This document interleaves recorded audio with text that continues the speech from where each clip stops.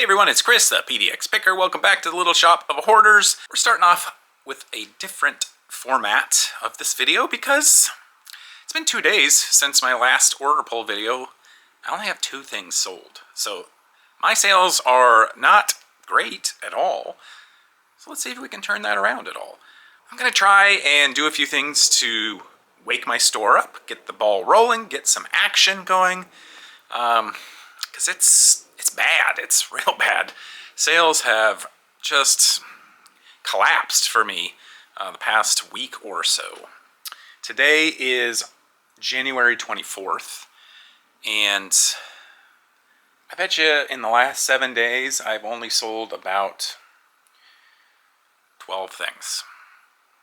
That's not good. That's not good. It's not that I haven't been listing. I've been listing every single day, at least 5 items, sometimes more. So we're gonna have to change it up a little bit. I've been running a sale for 4 days, I think. I think I started it on, Tuesday. I started it on Tuesday, the 21st, so we're 3 days in. That hasn't worked. I chose items that were the oldest items in my inventory. So I think it was 300 days and older. I don't know, somewhere around there. Maybe 200 days and older. Stuff that has been listed for 6 months or more.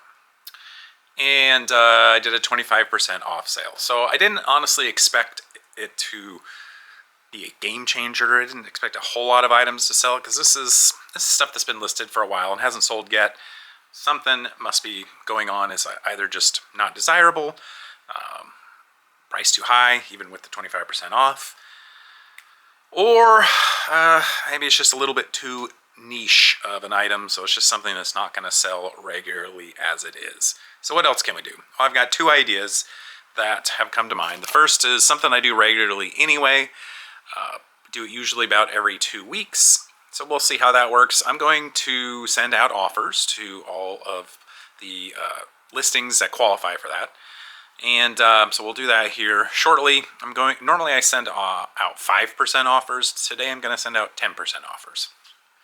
We'll see if that does anything. The other thing I'm going to do to try and change it up a little bit more is I very, very rarely promote any of my listings.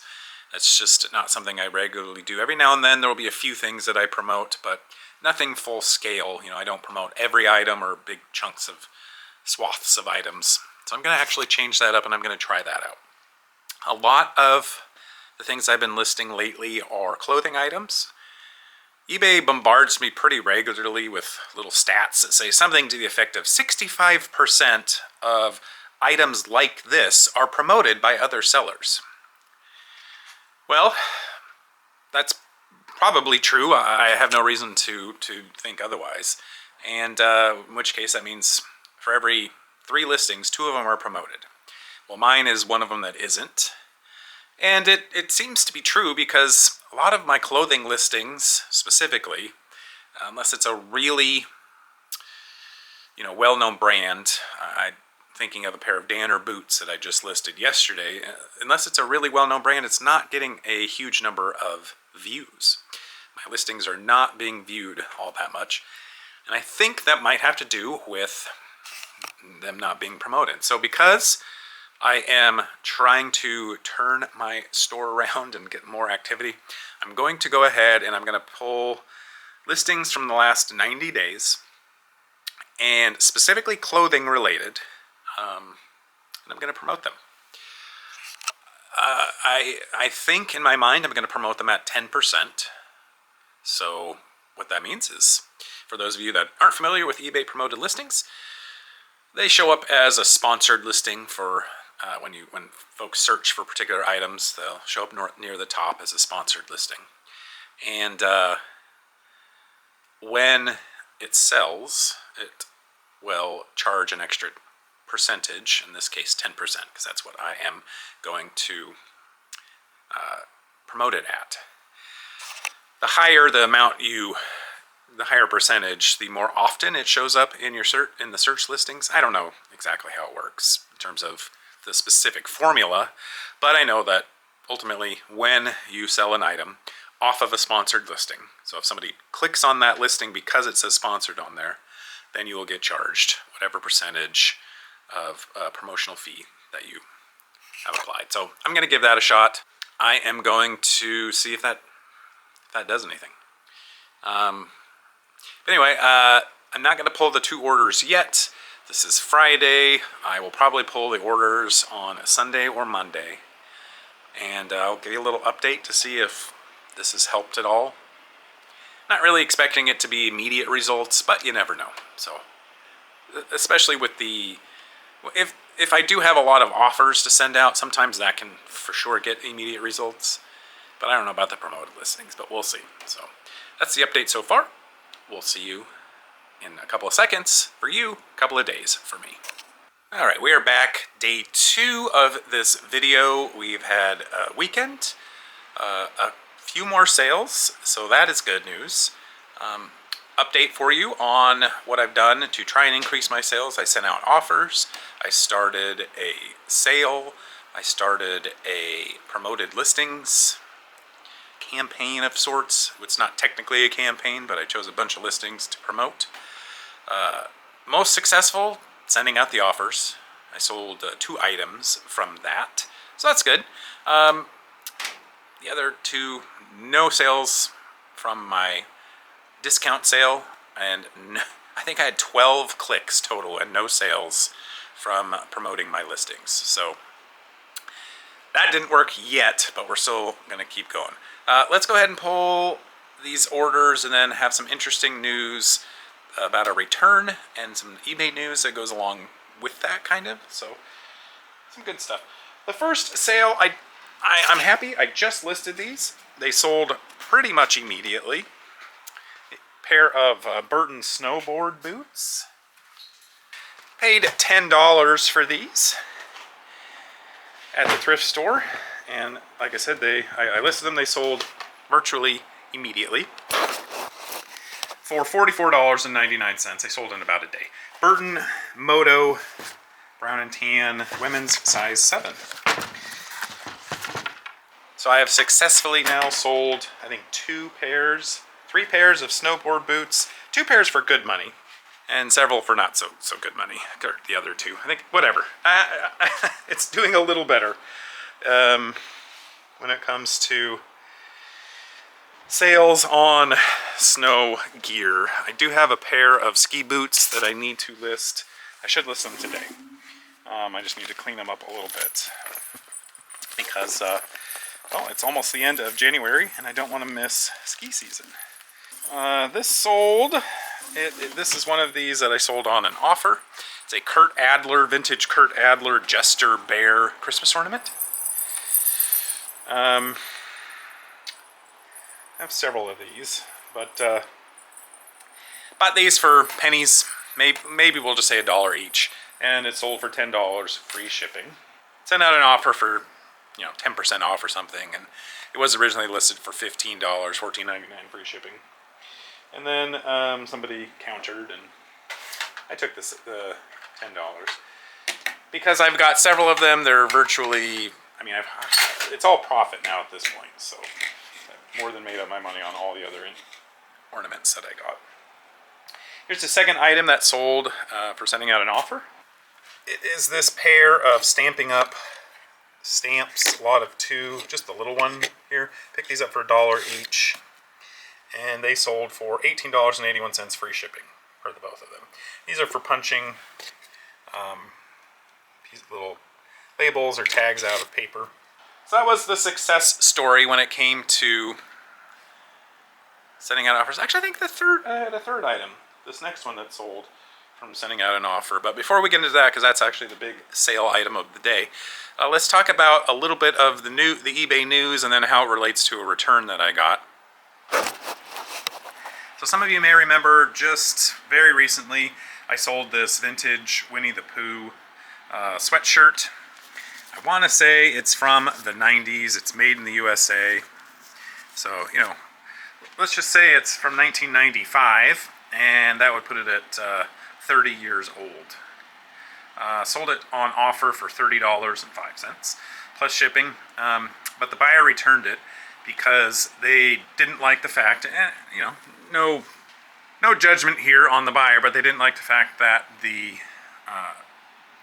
logo on here, or the print, was real cracked. I think you can get a pretty good view of that right there.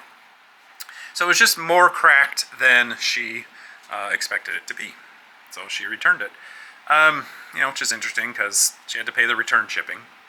So essentially she was out approximately $20 on an item that she spent $40 for. So that's one of those returns you gotta wonder why people do it. Because she paid the original shipping of $9.95. She then paid to have it shipped back. So that's another, I don't know, $7-8 probably. I did refund the original purchase price at $30.05, but anyway, whatever. So the big news, it's not big, but it's news, is that eBay has just announced that they're finally going to come out, finally in my opinion, with a little bit more of a guideline on used clothing and different condition labels.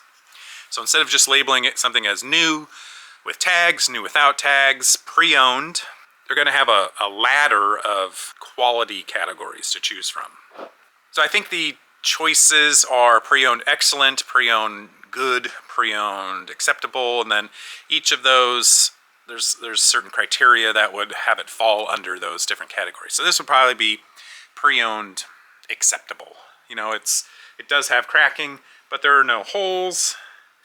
Maybe pre-owned good. I don't know. Either pre-owned good or pre-owned acceptable, because, you know, if an item has holes in it, or stitching is coming undone, or there's a major, you know, integrity issue with the item, which this one doesn't have, but if there is one, then that would, I think, fall under the acceptable category. Maybe there's a poor, pre-owned poor category that those would fall under. Either way, it is nice because, should I put this under Winnie the Pooh or Pooh? I'll put it under Winnie the Pooh. Either way, in theory, it could have decreased the chances that that item would have been returned if I had more choices for how to categorize that particular sweatshirt. So that's good. I'm happy that they are doing that. You know, that's good on that one hand. On the other hand, it's going to be a little bit frustrating because I know people will then complain, oh, you said this was pre-owned good, but really it's pre-owned acceptable, because there's other eBay categories that use those different ladders of breaking down the condition. It'll also take a little bit longer to list the items, because then we have to, instead of just immediately choosing pre-owned, we have to try and figure out what that condition actually equals. This was the big item seller of the day, a Nikon Pymag water system. This is a water filtration system that hooks up to your sink in the kitchen, and picked this up for $5 at a yard sale, and it sold for $111. I don't think they make these anymore. Nah, they probably do. This is a little bit of an older version, and so because of that, the price was discounted accordingly. But right there is a picture of what it looks like. It's just a big plastic thing that holds a couple of filters. They call it the most advanced water system in the world. So who are we to argue with that? It took about 6 months to sell, but I will wait that long for sure for that kind of sale. I actually sold it for $113. So even a little bit better than I thought. Next item that sold is something I picked up at my favorite thrift store, and it was interesting. The message I got, I accepted an offer on it. This is a new with tags dog training apron. So it's an apron that you wear when you're training a dog. It holds treats, it holds leashes or things. I don't know. It just makes it easier for when you're doing dog training to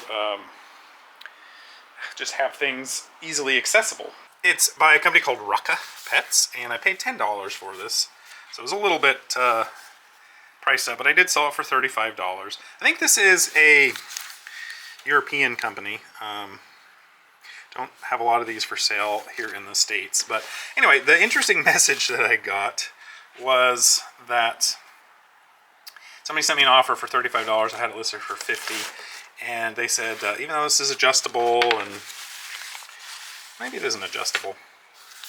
Anyway, she just said she was going to have to do some alterations to it, and so hopefully I would accept a lower offer, but she thought that this was just so cute and would be so nice for when she's training, but she was going to have to do the alterations, so would I accept a lower price? Anyway, I guess I don't mind the extra stories that come along with it. And again, sales have just been so poor that even without the story, with a $35 offer, I would have accepted that, for sure. This was another offer I accepted.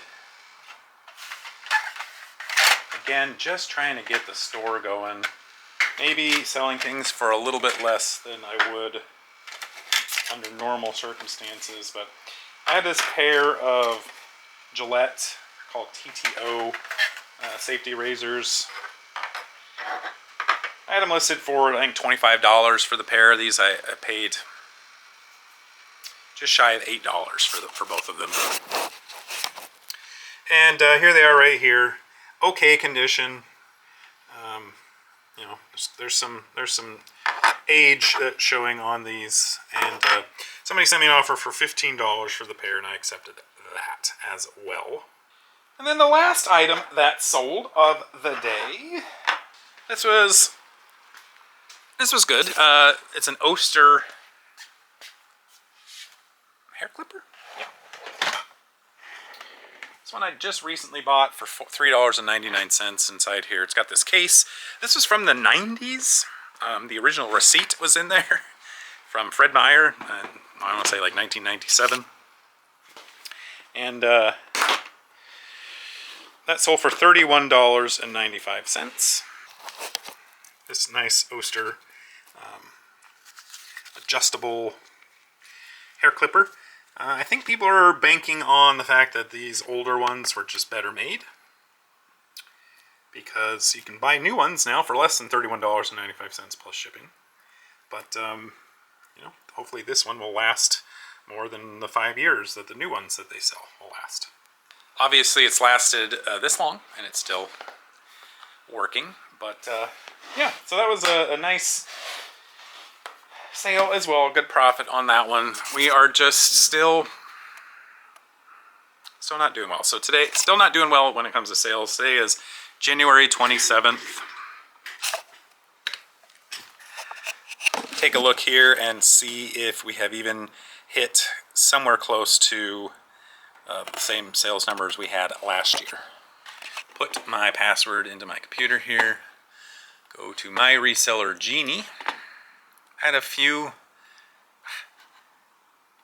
returns, so that of course has an effect on.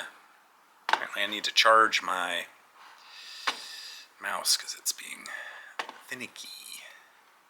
Anyway, that has an effect on sales because the returns come out of your sales, obviously. $7.99 for the Oster clippers, not $3.99. So nowhere near as good as not nowhere near, but not as good as I had originally thought. $3,378.02 of sales in January 2025. $3,913.93 in January of 2024. So in the last 4.5 days of the month, got a lot of work to do to catch up. This would be my lowest month in a year if the month ended right here. So a little frustrating, a little concerning, but hopefully it's just a slow, small bump in the road. Still have 4 days. Maybe the sales will pick up. They're not great selling days.